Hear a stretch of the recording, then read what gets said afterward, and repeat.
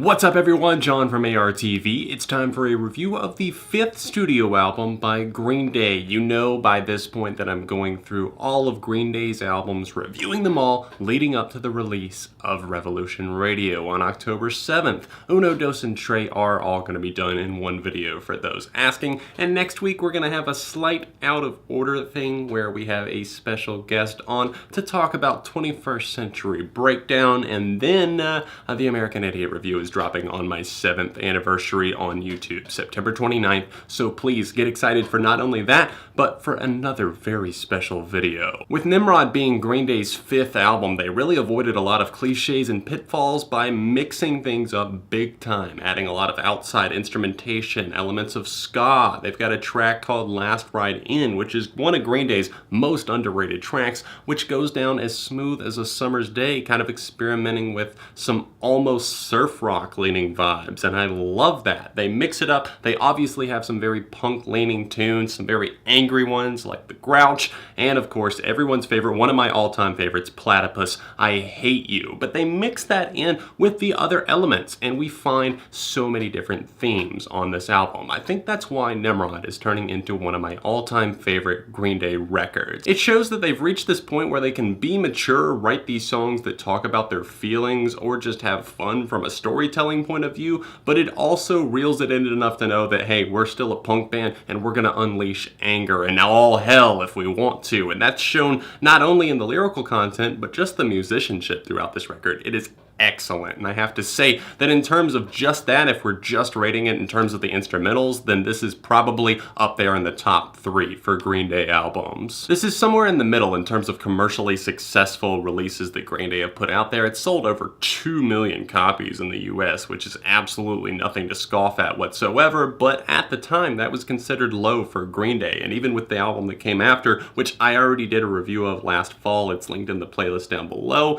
I think the record label started to get a little bit worried, and probably Green Day themselves did as well, because sales were waning and interest in the band seemed to be at an all-time low. But Nimrod was somewhere, like I said, in the middle. It had a few charting singles, not very high, not even on alternative and rock radio, not performing as well as they hoped it would, but I enjoy a lot of the singles that they had to offer. Nice Guys finished last, kicks off this record with a blast of energy. I love the fury on that one. The bass line is fantastic, and Mike Dirnt showcases once again why he is a huge performer and just such a vital part of Green Day. Seriously, some of the stuff that this dude comes up with is absolutely genius, and I love his part on the instrumental as well, Last Ride In. Hitchin' a Ride is the lead single from this project, and I always thought it was like falling off the wagon, having a drinking problem, but it was apparently not only just about drinking, but drugs as well. I always took it to apply to just one scenario, but obviously, as we learned last week whenever I covered Insomniac, he was going through some struggles with using meth and other drugs, and things were out of control with the meth, the pills, and just combining that with drinking, smoking pot. He was really all over the place, and so was obviously Mike as well, and I'm not exactly sure where Tre was during all of this time, but I'm sure he participated in some of this as well. But it's interesting to see how they talk about it in song form with Hitchin' a Ride, kind of comparing it to like hitchhiking, getting me a ride into sobriety possibly, or no, just kidding, back into more drugs and more drinking. Nimrod was the album where we really started to get a taste of what Green Day were going to do with their theatrics and really just taking it to the next level. And we see with American Idiot and 21st Century Breakdown that Billie Joe Armstrong really likes getting into character, kind of method acting. And we see that not only on tracks like King for a Day, which was a pretty big ska-leaning single, which featured some of the people from the horn section of No Doubt. Thought that was a really cool touch. I actually hated that song when I first got into Green Day because I didn't understand it. I had never listened to ska before, and I was like, this doesn't sound like Green Day. Why would they do this? But now, obviously, years down the road, I kind of appreciate the story that goes along with it. I just kind of smile whenever I think about Billy just performing this live. I've seen so many great performances of King for a Day. Love this song, and we see him slipping into character a couple of times on Nimrod. The Grouch is another one of those, because obviously in real life, he didn't think lowly of his father, but this is playing a character who hated his dad, just didn't want to turn into him, but he ended up doing just that, and that's why he's so pissed off. This song is so much fun. I can't help but smile while I listen to it, just because it's got a fast-paced guitar line on it. I love it. And then the end of everything is basically saying, so fuck you. Basically hating everyone else because his life didn't turn out the way he wanted it to. I loved when these guys broke this song out in the middle of a foreign TV show. They were just like live on air, supposed to be doing an interview talking about their tour, and then they were just like, you know what, let's play a song. And then they got banned from ever coming back there and almost got the show canceled. Who could forget that? Here's a little clip. Nimrod tour last night was in Melbourne, then they're going to Canberra, You just got knocked the fuck out! Hey, you can't say that anymore. We're going to get taken up here more now. Sydney, Wollongong and Brisbane, they're so punk, we can't control them. Nothing to do with us.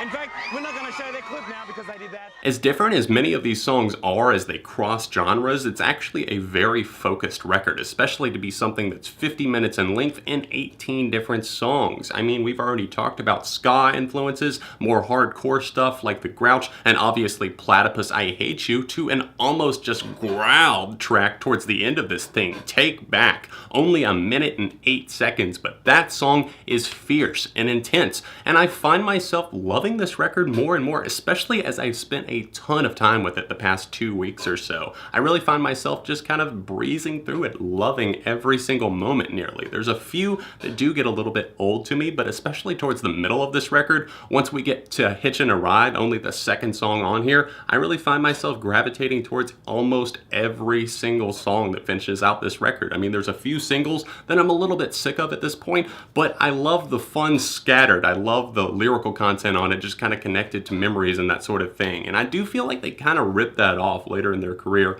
on their own album Uno. There's 2 tracks, Rusty James and I believe Angel Blue, that remind me of Scattered in a lot of ways, but that's besides the point. I really like the tracks that come right after that as well. All the Time, Worry Rock, All the Time has this great guitar groove kind of soaring all throughout it. It's just very steady. You can't help but just kind of groove with the music. And I think Green Day did a great job on this record of building a steady vibe. All throughout this record, Mike does a great job, and obviously Trey's drumming techniques here did shift quite significantly, I would say. Some of these tracks have awesome patterns on them, really mix things up and fit quite well with the way that Billy presents not only his vocals, but just the lyrical content. I think it drives it home that much more powerfully. Prosthetic Head is another track that's very different for Green Day, I feel like. A little bit more spacey, not quite as loud and in your face, but it works so well with that exact vibe that I was just talking about, just kind of laying down the groove and letting the melodies carry the track instead of focusing so much on the hard guitars. And obviously, I love that about Green Day. Don't get me wrong at all. I just love to see them playing around and it actually working so well. And if you remember on their last record, they did have a pair of songs, Brain Stew and Jaded, that pretty much go hand in hand. And they tried that once again with Jinx.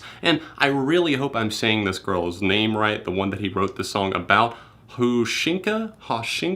I'm gonna have to apologize right now. I know I butchered that. If you're not listening closely, you will miss that segue between the 2 songs. There's not much of one. It slows down just a bit, but it's kind of after Hoshinka started already. And I like that this track kind of tells the tale of this girl he met, a little bit shy, a little bit nervous, not exactly knowing what to say, but he remembered her name and decided to write a song about her, not even knowing her all that well. Maybe some of these qualities and things that he said about her weren't even true or were just assumptions, but I like that he kind of wrote from that perspective, and it proves that he can pull off a song writing about anything. A few less than enjoyable moments happened for me in the form of Good Riddance, Time of Your Life, aka the song that everybody heard at their middle school prom or high school prom or any dance ever, any sentimental going away party, high school reunion. This is the track that is played in the slideshow, and I could not be more sick of it. Walking Alone is another one that I don't really care for that much. In fact, I found myself skipping over it quite a bit since I've been listening to Nimrod the past couple of weeks,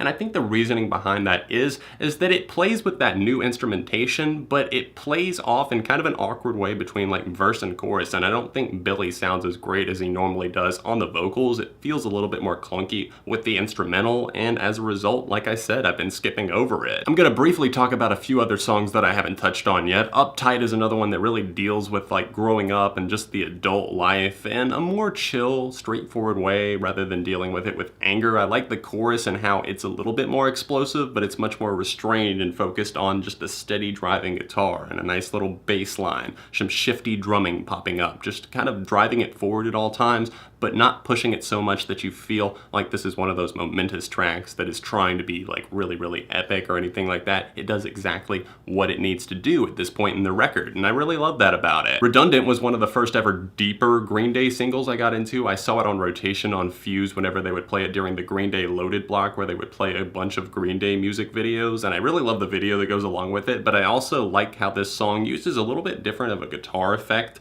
I think that there's maybe a different pedal or something. Just the way this track was produced, I really, really love it because it feels a little bit more laid back and kind of stripped down, and it's a solid Green Day single. I'm honestly a little bit ashamed that it didn't get more attention, but that's okay. Nimrod as an album has a ton of replay. I'm sad that I hadn't come back to it more over time. I would listen to tracks here and there, but listening through it as an album is very rewarding. Honestly, turning into one of my favorites from them at this point. I'm giving this album a strong 4.5. I hope you guys are enjoying the Green Day series that I'm doing leading up to Revolution Radio. Don't forget to hit that like button to let me know that you are enjoying the series, and of course subscribe to the channel so you don't miss any future uploads, because friends don't let friends go unsubscribe. Check out the playlist in the description if you would like to see more of my Green Day reviews, and you can click the little annotations directly below me if you would like to see more that I have done recently. Thanks so much for watching, and I will see you guys very soon right here on ARTV.